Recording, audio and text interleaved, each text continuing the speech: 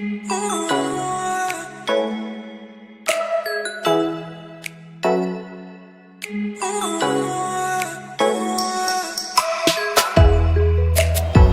दोस्तों, आज हम बात करते हैं डिजिटल एविडेंस के बारे में। आज के समय में डिजिटल एविडेंस एक मेन एविडेंस हो गया है सभी फाइलों के लिए, क्योंकि ज़्यादातर लोगों के हाथ में मोबाइल है, लोगों के पास लैपटॉप्स हैं और डाटा कलेक्ट करते हैं। इसके द्वारा सीसीटीवी कैमरे भी हैं जिससे भी डाटा कलेक्ट होता है। इस कारण जो डिजिटल एविडेंस है वो आज के समय में बहुत ही महत्वपूर्ण वैल्यू रखता है। दोस्तों, आज हम समझेंगे कि ये डिजिटल एविडेंस कैसे कलेक्ट किया जाना चाहिए और उस कलेक्ट करने के साथ साथ ही अपनी कोर्ट की फाइल में किस तरीके से इसको दाखिल करें ताकि हमारा ये डिजिटल एविडेंस पूरी तरीके से मान्य हो जाए। क्योंकि कभी कभी क्या होता है कि हमने डिजिटल एविडेंस कलेक्ट कर लिया लेकिन अपनी कोर्ट की फाइल में अच्छे से उसको सबमिट नहीं कर पाते हैं, जिस कारण से हमारा वो एविडेंस बेकार हो जाता है और हमारी सारी मेहनत बेकार चली जाती है। कोर्ट के सामने हम अपनी बात को सिद्ध नहीं कर पाते हैं। तो डिजिटल एविडेंस कैसे लेना चाहिए इसके बारे में चर्चा करेंगे। डिजिटल एविडेंस में क्या क्या सावधानी बरतनी चाहिए इसके बारे में चर्चा करेंगे। और डिजिटल एविडेंस को पुख्ता रूप से साबित करने के लिए जो हमको सर्टिफिकेट देना चाहिए कोर्ट में, हम उसकी भी चर्चा करेंगे। तो आइए चर्चा करते हैं विस्तृत रूप से डिजिटल एविडेंस के बारे में। डिजिटल एविडेंस क्या होता है, आप सभी लोगों को पता है कि कंप्यूटर के द्वारा, मोबाइल के द्वारा, सीसीटीवी के फुटेज के द्वारा कलेक्ट किया गया कोई भी एविडेंस डिजिटल एविडेंस माना जाता है। डिजिटल एविडेंस एक ऐसा साक्ष्य है जिसमें कि यदि आपके पास साक्ष्य है तो इसको सत्य मानना कोर्ट की मजबूरी हो जाती है, क्योंकि एक ऐसा एविडेंस है इसमें कोई भी छेड़छाड़ नहीं होती है और यदि कोई छेड़छाड़ होती है तो ये एविडेंस मान्य नहीं होगा। अब कैसे पता चलेंगे कि एविडेंस क्या है और कैसे से इसकी छेड़छाड़ नहीं की गई है, तो इसको पता करते हैं हैश वैल्यू से। किसी भी डिजिटल एविडेंस की एक फाइल बनती है और उस फाइल की एक हैश वैल्यू बनती है।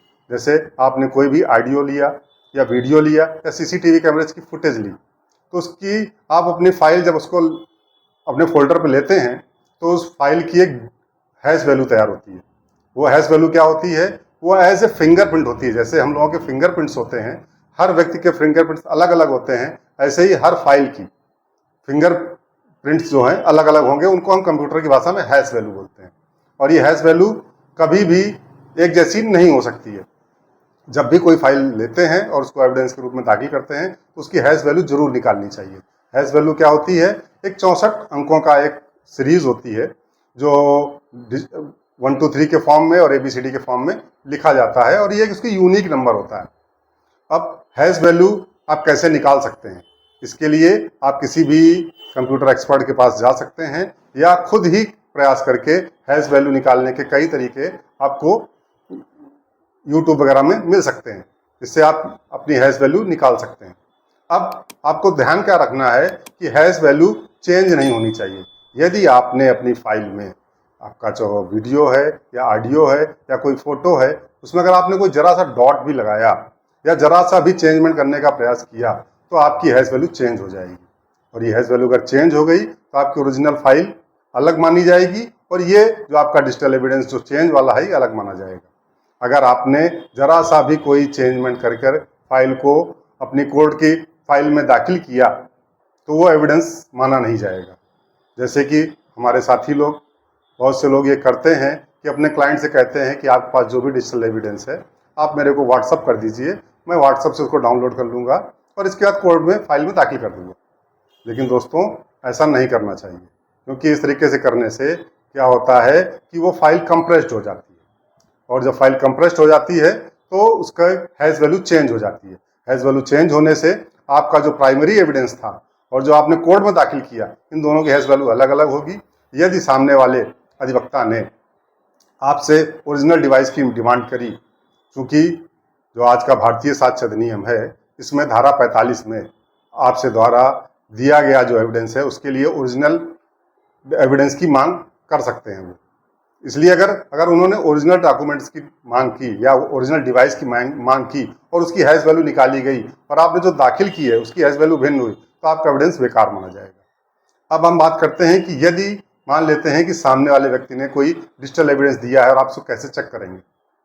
सबसे पहले आपको क्या करना पड़ेगा, इसकी ओरिजिनल हैश वैल्यू चेक करनी पड़ेगी। और कैसे, आपको ओरिजिनल डिवाइस की मांग करनी पड़ेगी। बात वही आती है कि बीएसए की धारा 45 के तहत आपको ओरिजिनल डिवाइस की मांग करनी पड़ेगी और उस एविडेंस की ओरिजिनल हैश वैल्यू चेक करनी पड़ेगी। फिर आपने जो कोड में जो दाखिल है एविडेंस, उसकी हैश वैल्यू देखेंगे और दोनों अगर सेम है तो एविडेंस सही है। दूसरा क्या होता है कि हम मेटा डेटा के माध्यम से इसको चेक कर सकते हैं। मेटा डेटा क्या होता है, हम जब भी कोई फाइल बनाते हैं तो उसमें एक मेटा डेटा तैयार होता है। मेटा डेटा तैयार होने के बाद अगर उस फाइल में कोई भी चेंजमेंट किया गया, जैसे बहुत से ऐप्स आते हैं काइंड मास्टर वगैरह, जिनसे आप कोई भी चेंजमेंट क्रॉप वगैरह कर सकते हैं वीडियो को और ऑडियो को, तो जैसे ही इसमें कोई भी चेंजमेंट किया जाता है तो इसका मेटा डेटा चेंज हो जाता है। और इसमें ओरिजिनल जो डिवाइस होती है जिसमें मेटा डेटा चेंज किया गया है, तो जो उसकी ओरिजिनल वीडियो या ऑडियो बनाया गया है वो तारीख अलग होगी और जिस तरह से चेंज किया गया है उसकी डेट अलग होगी। और ये कोई भी साधारण एक्सपर्ट जो मेटा डेटा से के द्वारा कलेक्ट कर सकता है और ये आसानी से बताया जा सकता है कि इसमें ये चेंजमेंट किया गया है। तीसरा क्या होता है कि हम अपने डाटा को कैसे कंफर्म करें कि ओरिजिनल है कि नहीं है। इसके लिए हम क्या कर सकते हैं, एफएसएल की रिपोर्ट मांग सकते हैं। एफएसएल में क्या होता है कि हैश वैल्यू नहीं चेक की जाती। वहाँ पर क्या करते हैं, फ्रेम्स और वेव्स, जैसे वीडियो की फ्रेम्स चेक करते हैं, ऑडियो के वेव्स चेक करते हैं और इसमें ये देखते हैं कि कहीं कोई फ्रेम मिसिंग तो नहीं है या कोई वेव्स जो है कहीं पर घटाई बढ़ाई तो नहीं गई है। जरा सा भी इसमें कोई चेंजमेंट किया जाता है तो वहाँ पर एक झटका सा आता है जिसको एक्सपर्ट मशीन के द्वारा पकड़ लेते हैं और उसमें एक अपना रिपोर्ट देते हैं कि इसमें चेंजमेंट किया गया है।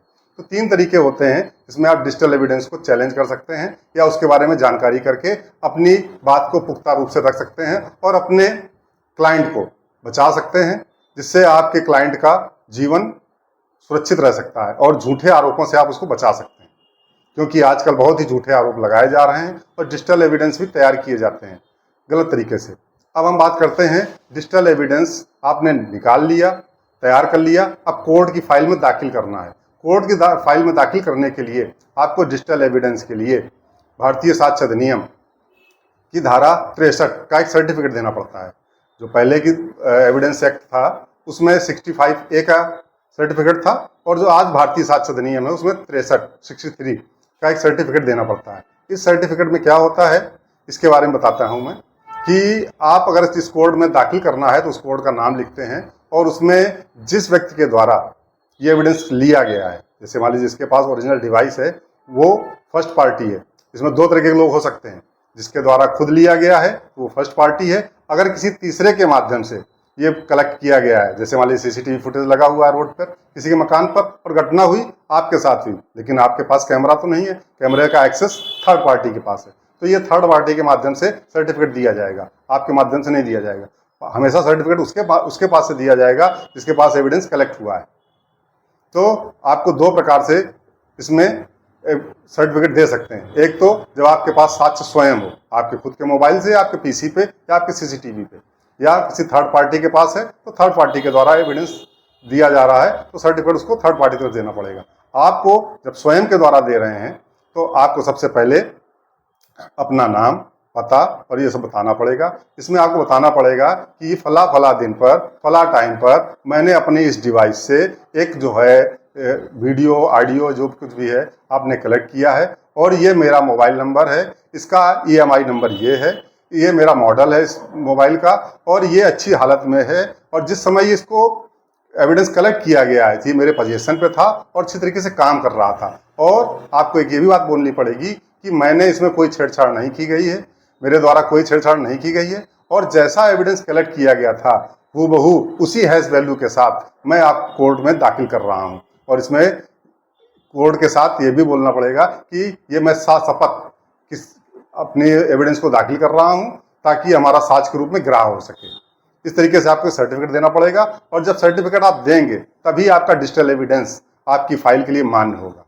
तो दोस्तों, आप पूरी बात समझ में आई कि डिजिटल एविडेंस किस तरीके से लिया जाता है, कैसे काम करता है और कोर्ट में किस तरीके से उसको लगाना चाहिए। ये सारी बातें समझ में आई। अब भी अगर आपके पास कोई क्वेरीज हैं, कोई जानकारी चाहते हैं तो आप कमेंट बॉक्स में या मेरे व्हाट्सएप नंबर पर आप मुझसे पूछ सकते हैं। मैं आपको पूरी जानकारी देने की प्रयास करूंगा। धन्यवाद दोस्तों।